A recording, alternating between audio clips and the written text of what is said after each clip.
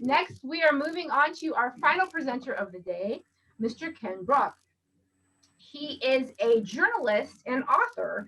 His recent work, Especially for You, was released by Float Tide Publishing in November 2017. Once again, this is Ken Brack, and he's going to be presenting on narrative nonfiction, initial choices from a tool belt of strategies. Ken? Thanks, Maddie. Great stuff, and everyone, it's great to have you here and this collaboration, and just for coming out and staying with us. Let me share my PowerPoint here, and we'll get it started. What I'm going to do is kind of introduce you to a big family along the spectrum of genres, with a lot of cousins, and get right to it. And there's a tool belt of strategies. We'll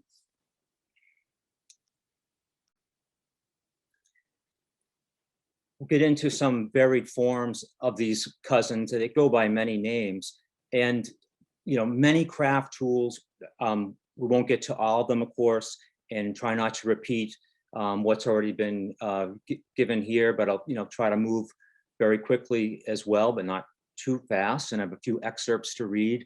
The strategy started kind of a ground level, everything from research and interviewing, reporter skills, to point of view modulating. Ken, are you screen sharing? I believe I am. No? No, not yet. Okay. Sorry about that. No problem. That's why I'm here off in the ether. It's okay. I shared the wrong screen for most of mine, so.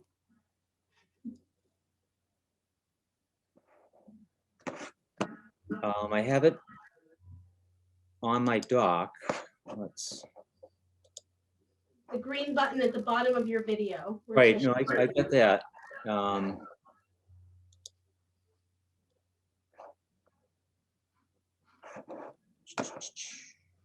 Yeah, earlier when Katie was going, I only knew about the screen share when I logged in on my phone. Okay.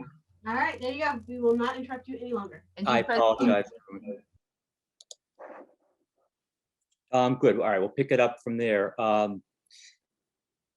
So that there's many craft elements. We'll touch on some of those that apply very well to this big family. I have some models and resources, some finer points in the handout that's available on the program page. A bit about myself first. I'm the author of Especially for You, Finding a New Purpose After Unspeakable Loss.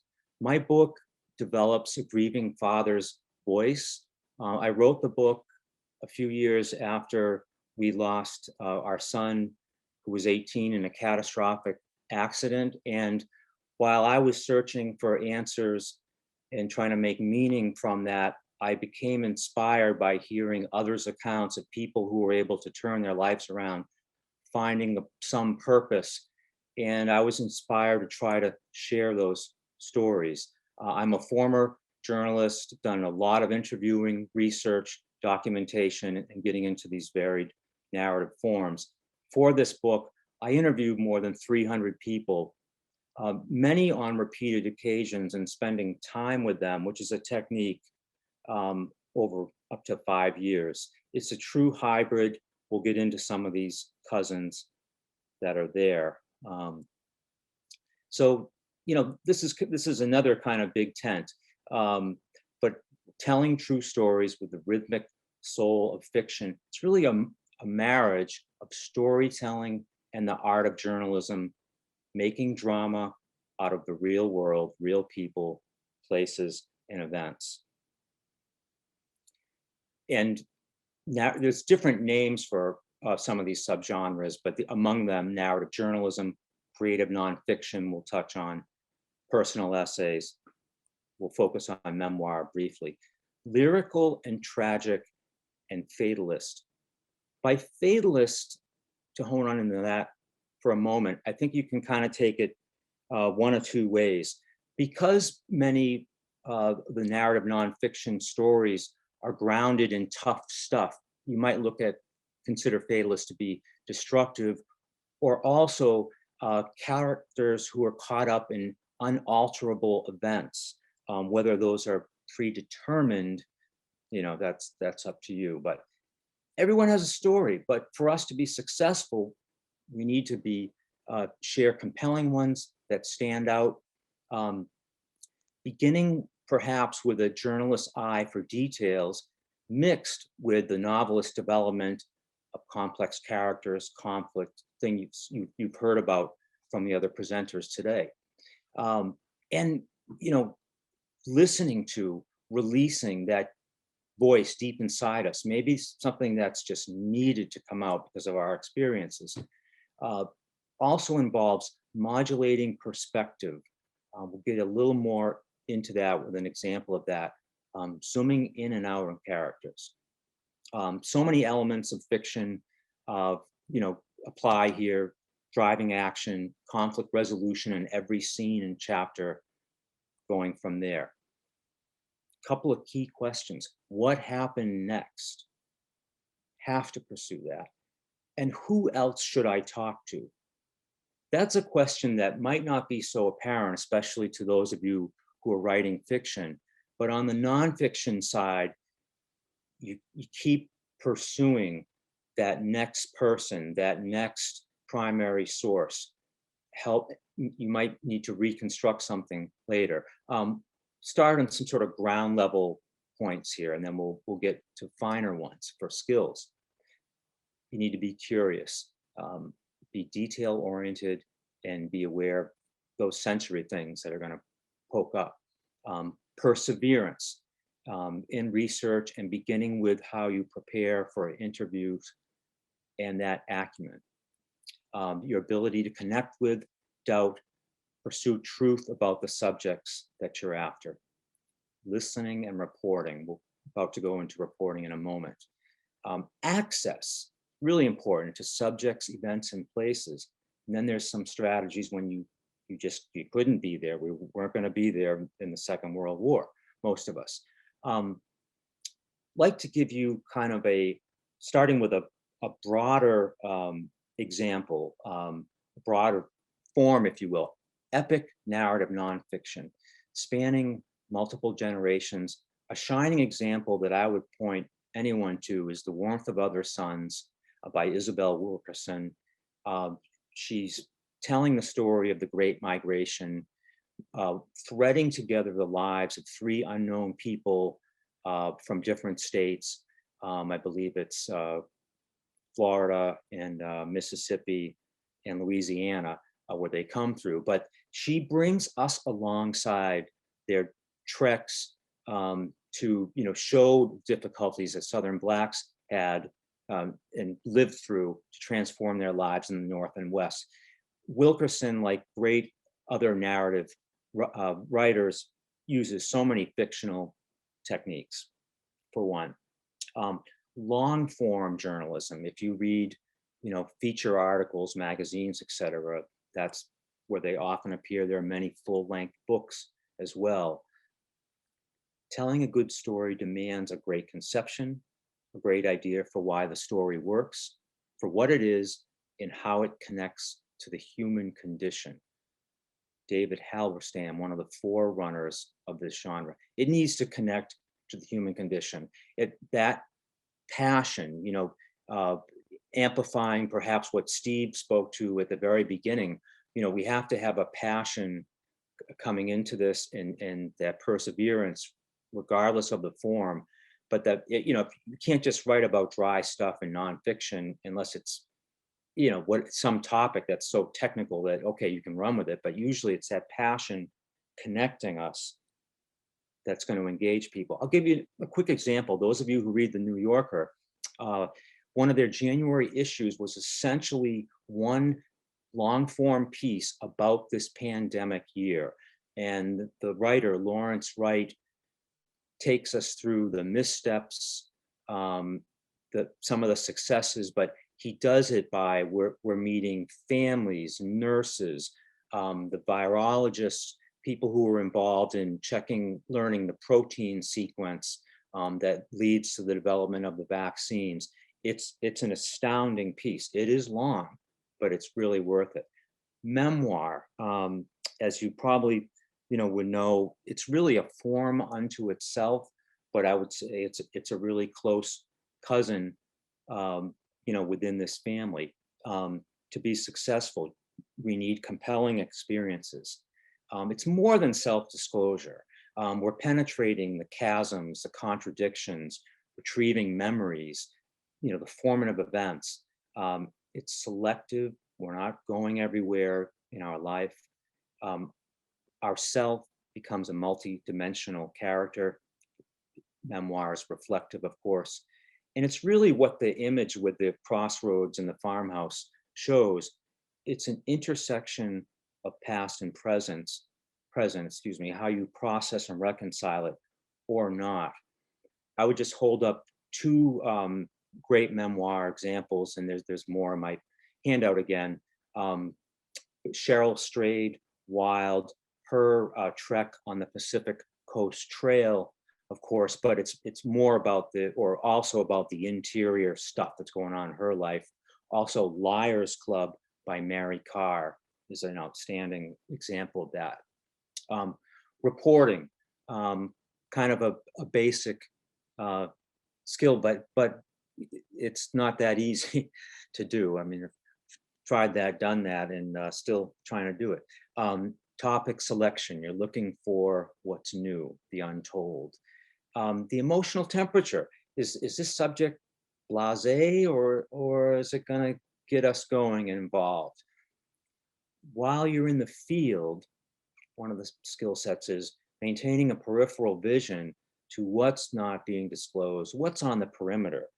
Often what's not said, right, is more important even than what is. And your reporting should generate questions. I'd like to read you a little excerpt with some scene details from one of my favorite narrative nonfiction writers, Dave Eggers. This is from Zaytoon, in which the protagonist, this is after Hurricane Katrina in New Orleans, and Zaytoon is this guy who's he's off in a canoe in the flood. He's trying to save his house, and he's meeting all kinds of people in different scenes. Here's Zaytoon. The day was quieter than few before it. There were no helicopters, no military boats. He was seeing far fewer people wading through the water, now green, gray, and streaked everywhere with oil. It smelled dirtier every day, a wretched melange of fish and mud and chemicals. As he approached the junction of Earhart, Jefferson Davis, and Washington, the land rose up a bit, and he could see a dry grass, a wide intersection with a large green and brown patch in the middle. And on the grass, there was an astonishing sight, especially given what he and his guests had been talking about the night before. There were 3 horses chewing happily. They were free, with no riders or saddles. The scene was at once idyllic and hallucinatory. He paddled closer. One of the horses lifted its head, noticing Zaytoon. It was a beautiful animal, white and perfectly groomed. Seeing Zaytoon as no threat, the horse returned to its meal. The other 2, one black and one gray, continued to eat. How they had gotten there was beyond Zaytoon's imagination, but they seemed thoroughly content, luxuriating in their freedom. Zaytoon watched them for a few minutes, then traveled on. So hopefully you get a sense. You're smelling the polluted water. Then there's this kind of strange scenes, hallucinatory with the one white horse, 3 horses there. And this shows sort of the juxtaposition that Eggers is getting at. Amidst the destruction, there are these glimpses of hope or something. Going on to interviewing. It's really kind of an art. Preparation and thoroughness is very important. You want to research what your principal has done, said, created, and published. And just segueing back to Eggers for a second, for that scene, he either, couple ways he may have pulled off getting those details. Perhaps Zaytoon gave him all of that at once, but that's unlikely. Probably Eggers asked him without overly, prodding ridiculously, asked him to keep, what about those three horses? What about them? And so the details emerge through the interviewing process. Another thing is contacting your subjects' colleagues, whether detractors, enemies, all of them. You're listening for motives. Is the interviewee using you, seeking catharsis? What's the objective? The art of interviewing could break down kind of into these segments. There's an introduction, you probably make an adjustment, you connect or not, revelation, returning for more, and you got to try to pull it together. Columbo, I'm seriously dating myself here, but if you remember at all, the TV detective, well, his mode was to clarify, ask, to refresh. Columbo would be leaving the room, scratching his head, and he'd go and he'd turn around, one more thing. And that was usually the gotcha question. And you don't want to lead your interviewees. Access to the players and protagonists, really important. Primary sources, plethora of those can help. You want to have access to place if you can, the groundwork for world building. This next in blue, I'm highlighting it because immersion and participatory reporting is not something you always see, and it's not that easily pulled off, but some really skilled narrative writers do this. Spending time with the subjects and knowing when to remove themselves as well. You get to know and experience them, warts and all, over time. A quick example would be, rather than calling the surgeon to interview her, you arrange to accompany her during surgery.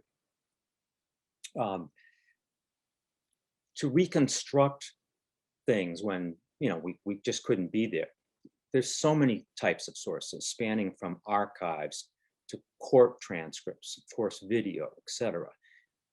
You need to verify these as applicable with other published accounts. Documentation next, of course, is big. You may sprinkle in from the various sources some appropriate details and crediting them in your endnotes. One example of how this may work out, or applying this, would be, rather than writing Jan recalls blah, blah, blah, just in her words, well, you're asking Jan a bunch of questions and others who were present, maybe to get the contradictory or complementary part of it, and then you put it together. Next, an economy of words, of course, is key. Distilling the essence of the dynamics in tight prose, showing tensions and contradictions. Here's an example by a journalist, Ann Hull, down below, who was describing a Mexican guest worker in North Carolina. I'll just read this. She was 35, barely 5 feet tall in her sandals. Her pans of tamales had gradually found their way to her hips. For a mother of 8, she was unusually mild-mannered. A hen would fall asleep in her hand as she drew the hatchet back to chop its neck. Not only do we physically have a picture of her, we've learned a lot about this woman. Mild-mannered, but with the hatchet. Point of view. Now, with narrative nonfiction, yes, you may know right from the start, it's my voice. That's the whole point. It's my story to tell. You're off and running.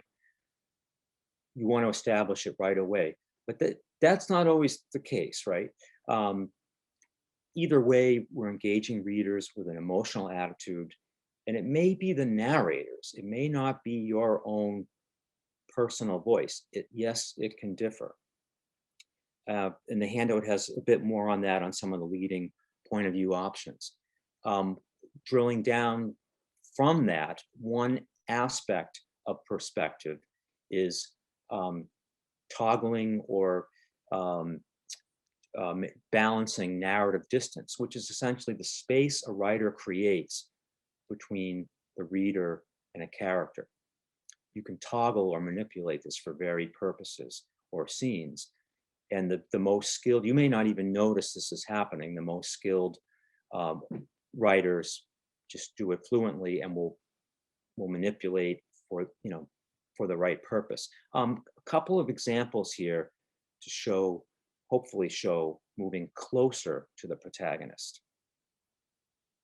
She stood, walked across the living room and pushed the door open. Snow was falling.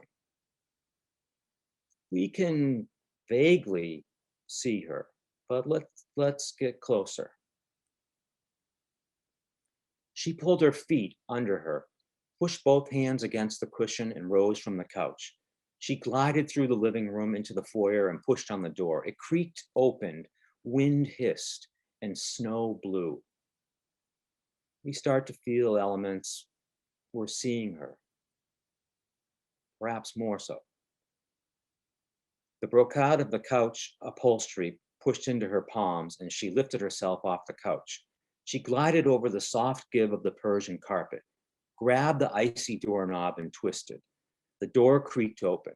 Wind whipped her hair across her eyes. Snowflakes burned on her cheeks. Now, all of us may have selected other details, but you probably we're getting closer. We're, even the feel of the carpet and everything there.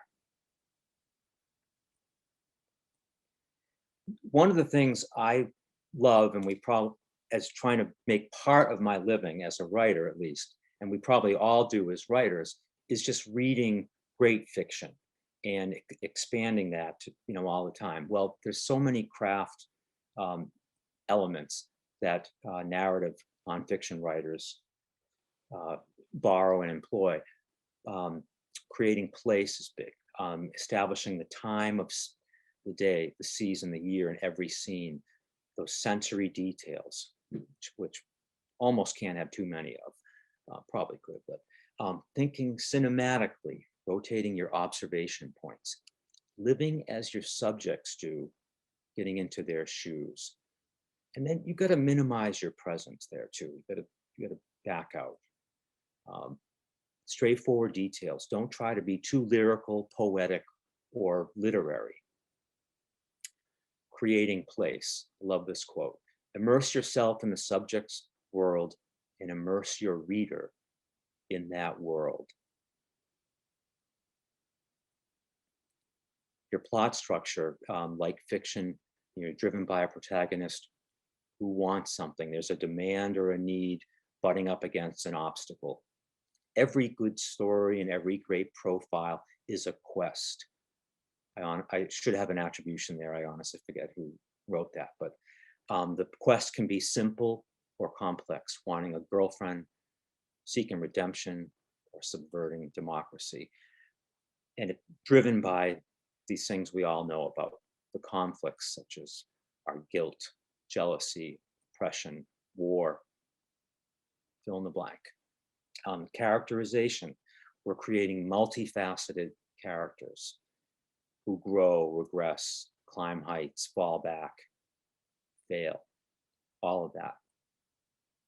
And another way to think about characterization a little bit differently is the story is driven forward by creating friction in each scene between what a character wants and her misbelief, or what she has lived through to this point or been taught to believe while confronting new things. So, versus the external, antagonist clash, the internal ones. That's another way to think of that. I've stepped on these many times, a few pitfalls. That rigorous research is required, but we don't want to overwhelm the reader. We don't need the 8 pages of background on something. Pace and layer your expository segments. Organizing your notes and citations. You're going to need them. Again, point of view, figuring it out. If it's not your story to tell, it becomes more difficult. All the scenes, characterization, and background must head towards a destination. The ending must be a payoff. A couple more cousins to mention. Creative nonfiction, in a nutshell, I would suggest taking more liberties, not with the truth, but with elaborating, amplifying, and using all sorts of literary techniques to do that, using intimate, evocative details. An array of literary devices, everything from imagery and metaphor to illusion, go from there. Often built with vignettes, slices of reality. Creative nonfiction, showing the subject, place, personality in action. I'd like to introduce just a short example from my own work. This gentleman on the right, his name was Nathan Offen, excuse me. I got to know him fairly well over several years. That picture is taken sometime in the 1970s. And you may glimpse a man with a proud bearing, but even in his eyes, in the fold under his eyes, who suffered a lot, very hard shell core. Nathan was a Holocaust survivor who also had two brothers who survived. And what the excerpt I'm going to show is back from 1943. And I attempted to deconstruct the language to mirror a breakdown of rationality. Nathan and his family grew up in Krakow, Poland, and they, like other Jews, were rounded up in ghettos, and there were a series of massacres that culminated in one when he witnessed his mother and sister being herded into a cattle car. This is the third bullet, headed to Auschwitz. Nathan did cleanup duty for at least 2 days. Perhaps it went on for longer, for 3 or 5, or maybe not. The count of time ceased to matter. The blackened sun beheld a March massacre, fallen back on October, fastened to June death.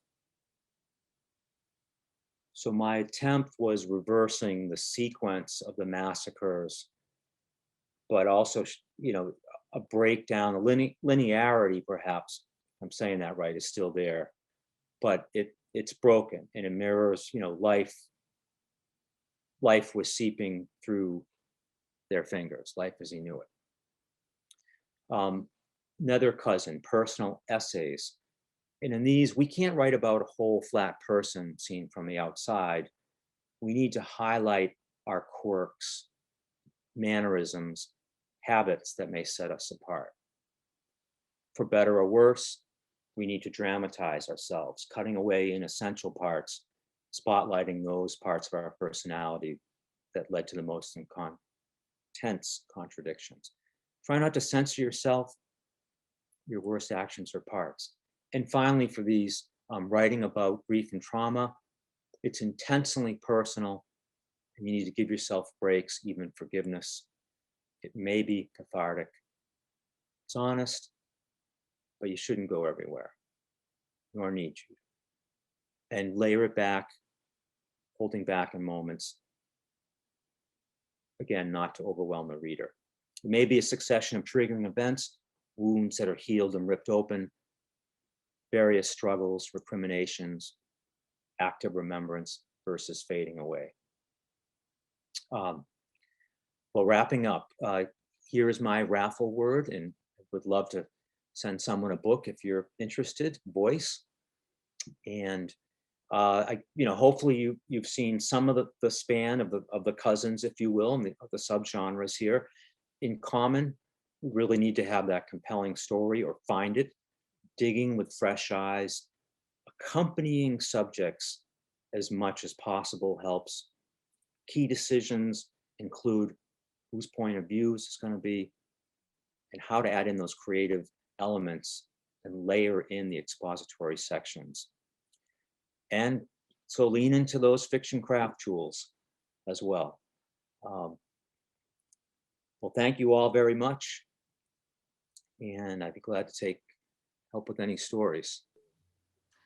Thank you so much, Ken. We're going to have questions now. Anyone who has a question, feel free to raise your hand, send a question in by chat. I just want to call attention again that the link for the raffle is in the chat right now at the very bottom of the chat. So feel free to click that and go in and fill that out. So let's see. Does anyone have any questions to begin with? Oh, wait. And again, we do have a question. Ken, what was your raffle word again? It is voice. Voice. So again, it's voice. Click the raffle link and enter if you want. All right. Our first question is, Ken, if you are writing about an event, or person in the far past, meaning all witnesses are long dead, what sources lend the most assistance in getting into your subject's head, i.e. their thought processes, intentions, and feelings? That's a good question. If you have access to letters, diaries, the things that show their internal thinking, obviously correspondence from other people, that's part of it. The heirs, descendants will probably know, there's going to be stories. So you got to find all the family, track them down. Someone's going to offer something. I mean, I'll give you a quick example. One of the brothers, Nathan Olfen's brother, Sam, who lived in Michigan many years later, they were in the Mauthausen concentration camp in Austria at the end of the war, two of the brothers. And Sam, many years later in his life, was able to meet a veteran. Forgive me, I'm going to misstate that, and John would correct me, who was not there the first day of liberation, but was there. And it was exceedingly important for Sam's process going forward to meet what he called one of his saviors. Well, the savior was long dead, but I was able just to find one of his grandsons who told me just a little bit of nuggets about his grandfather's life. And he wasn't a perfect man, whatever, and it didn't matter. But and there were some news clippings in Detroit about the two of them reuniting. So you just go where you can, but you got to hear their voice somehow. And then finally, this gentleman's widow, his wife was still alive, and we had a very short phone call with the grandson. So I got just a few snippets, as difficult as it was for her to talk about her late husband. So I kind of lucked out, but you go in every direction. I hope that helps with that question. All right, let's see here. We did have a little comment here from Johnny B. Thank you so much for sharing your knowledge and experience, everyone. This was a wonderful time. I wish I could stay for the Q&A. Be well and be happy. Another question. Can you remind me what James's word is? James, what was your word? James, can you repeat your raffle word? Because I zombies ate my brains. Oh, do we need to unmute James? No. I can't hear James. Throw it in. Oh, there you go. How about now? Okay. Wow, my thing actually shut off for reasons I don't understand. Anyway, it's structure. There we go. So structure into the raffle link. Another question. Hi, Ken. Thanks very much for that. Something I struggle with is to what extent I can play around with time sequencing, for instance, in order to create better story arcs. How legitimate is this? And that was from Richard Field. That's a great question.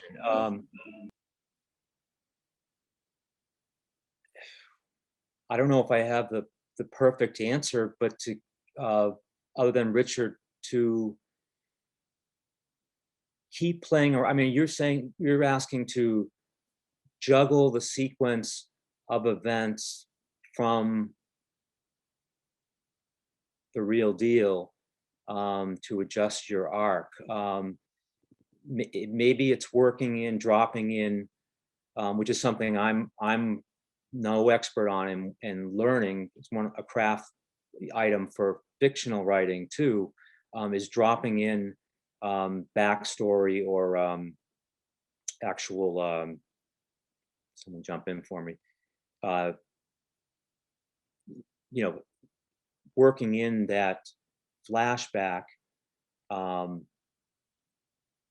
I think what you want to do is find among the models that you're reading for nonfiction is find someone who is juggling time with flashbacks, because you can have a scene that's in 1965 and then have that flashback going back to 55 and then continue your sequence 65 to 68, whatever, I'm not sure I'm being that helpful, because I don't know if there's one way to do that. I think you gotta find models and play with it. And it's the segue between the flashback and returning to the moment, or what I would call as a step back. You're getting more detail than one flashback, maybe a longer story. But there's, I'd be glad to try to find some models if that helps. If you wanted to get in touch with me, be glad to try to offer that.